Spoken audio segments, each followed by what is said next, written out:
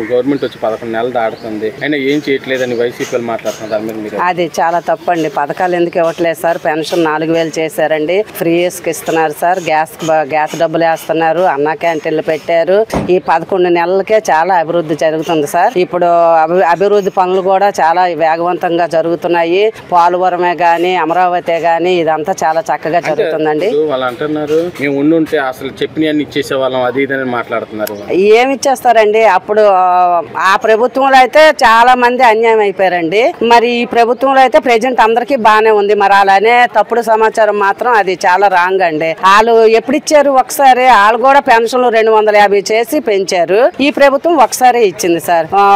ఇప్పుడు మహిళలకి గ్యాస్ బండ్లు గానీ, ఫ్రీ ఇసుక కానీ, అన్నా క్యాంటీన్లు గానీ ఇవన్నీ ఇదేం చిన్న చిన్న పనులు కాదు. వైసీపీ ఈ గవర్నమెంట్ అప్పులు పాలు చేసి ఏమి కట్టకుండానే గత ప్రభుత్వంలో లక్షల కోట్లు అప్పులో ఉంది సార్. ఆ అప్పు అంతా ఇప్పుడు కూటమి ప్రభుత్వం తీరుస్తూ ఇంతవరకు ఈ పథకాలన్నీ ఇచ్చిందండి. అది ఇవ్వటం కూడా చాలా గ్రేట్ సార్. తక్కువ అప్పు చేయలేదు గత ప్రభుత్వం, కోట్లలో అప్పు చేసిందండి. ఆ అప్పు తీర్చుకొని ఈ రకంగా చేస్తుంది ప్రభుత్వం అంటే ఇంకా 4 ఏళ్లలో ఇంకా అద్భుతంగా పరిపాలన జరుగుతుందని మేము అందరం ఆశిస్తున్నామండి. ప్రజెంట్ ప్రతి ఆడబిడ్డ కూడా చాలా సంతోషంగా ఉందండి. ఎందుకంటే గంజాయి తగ్గింది, తాగుడు తగ్గింది.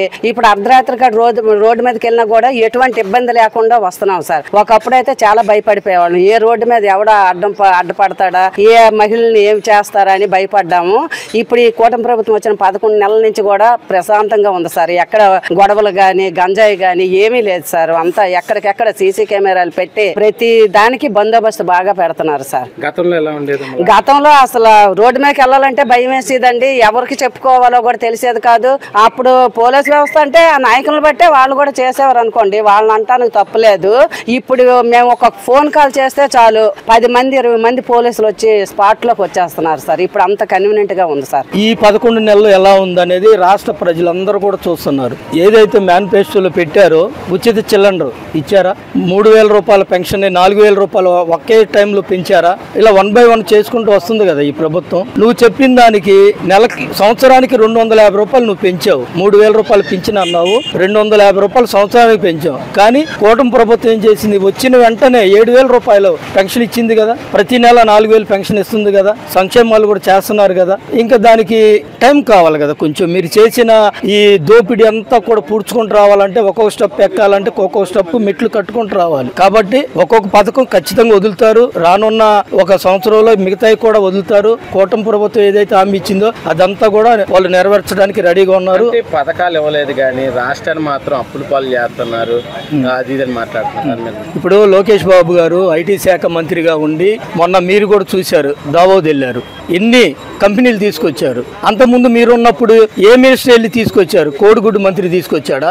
డాన్సులు వేయటం, ప్రోగ్రాలు పెట్టడమే కానీ ఏనాడు కూడా ఒక కంపెనీ తీసుకురాలేదు. ఇక్కడ ఉన్న కంపెనీలు, అమర్రాజా కంపెనీలు అన్నిటిని కూడా తెలంగాణ పంపించేశారు. కానీ ఈ ప్రభుత్వం అట్లా కాదు కదా. ఇప్పటికీ కొన్ని 100 కోట్ల రూపాయల పెట్టుబడులు తీసుకొస్తున్నారు. ప్రజాధనాన్ని వృధా చేయకుండా సంక్షేమాలు అందరికి పంచేలాగా చేస్తున్నారు. ఖచ్చితంగా ఇంకా ముందు కూడా వస్తాయి. కళ్ళు తెరవాలి, వైసీపీ ఇంకా తెలుసుకోవాలి. ఇంకా బుద్ధి లేకుండా మాట్లాడితే ఎలా? కూటమి ప్రభుత్వం వచ్చిన తర్వాత అంత చక్కగా సజావుగా సాగుతుంది. సేఫ్ సైడ్ లో ఉన్నారు అందరూ కూడాను, యువత అందరూ కూడాను. పిల్లలు విద్య, వైద్య, ఆరోగ్య ఖర్చులకు సంబంధించి గాని ప్రతిదీ కూడా చాలా బాగా కేర్ తీసుకుంటున్నారు. చాలా డిఫరెంట్ ఉందండి. గతంలో అప్పులు చేసి అభివృద్ధి లేదు కదా, పనులు లేవు, అభివృద్ధి లేదు. పిల్లల చదువులు గాని ఏదన్నా ఆరోగ్య సమస్యలు వచ్చినా సరే అక్కడ మనకి ఏది కూడా అవ్వలేదండి. నిరుపేదలు చాలా ఇబ్బంది పడ్డారు. ఇప్పుడు ఉన్న వైసీపీ గవర్నమెంట్ అంటారు, ఈ గవర్నమెంట్ వచ్చిన తర్వాత సరైన పథకాలు ఇవ్వట్లేదు.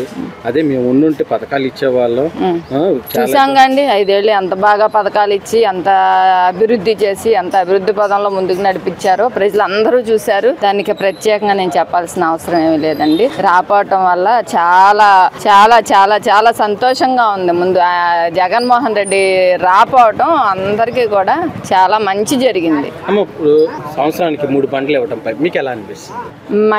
గ్యాస్ సిలిండర్ సంవత్సరానికి 3 ఇవ్వటం వల్ల అండి మహిళలకు ఆదా చేయటానికి ఆ అమౌంట్ ఏదన్నా ఒక పిల్లల ఒక ఫీజు నిమిత్తం కానీ ఇంట్లో కనీస అవసరాలు ఏమైనా తీర్చుకోవడానికి కానీ చాలా ఉపయోగపడ్డాయండి.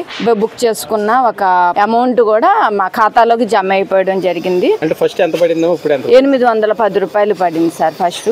మళ్ళీ మొన్న ఏప్రిల్లో మళ్ళీ 2వ విడతలో కూడా నేను బుక్ చేసుకున్నాను. ఆ అమౌంట్ కూడా మళ్ళీ నాకు వచ్చేసినాయి. అంటే ఇలా అమౌంట్ మీకు పట్టంపై మీకు ఎలా అనిపిస్తుంది? సంతోషంగా ఉంది సార్. ఆ డబ్బులు మనకి ఆదానే కదా, అది మనం మరొక ఖర్చు కింద ఉపయోగించుకోవడానికి దోహదపడతాయి. అధికారం కోల్పోయి 11 సీట్లు వచ్చినా కానీ ఇష్టానుసారంగా మళ్ళీ అదే బూతులు అయ్యే మాటలు అధికారులను కూడా మాట్లాడటం కరెక్టేనంట సార్? అది కరెక్టా అనే మీరు మళ్ళీ ఎట్లా అడుగుతున్నారు? మీరు కరెక్ట్ కాదనే కదా 152 సీట్లు వచ్చిన వాళ్ళకి 11 సీట్లు ఇచ్చింది ఇదే ప్రజలు. మరి ఎట్లా అడుగుతారు? మరి కరెక్ట్ కాదని సంగతి ప్రజలు తెలుసు కాబట్టి 11 సీట్లు ఇచ్చారు. మళ్ళీ ఇలాగా మాట్లాడితే ఆ 11కి మరి ఏం చేస్తారో తెలియదు. ఎందుకంటే మన ప్రజాస్వామ్యంలో ఉన్నాం.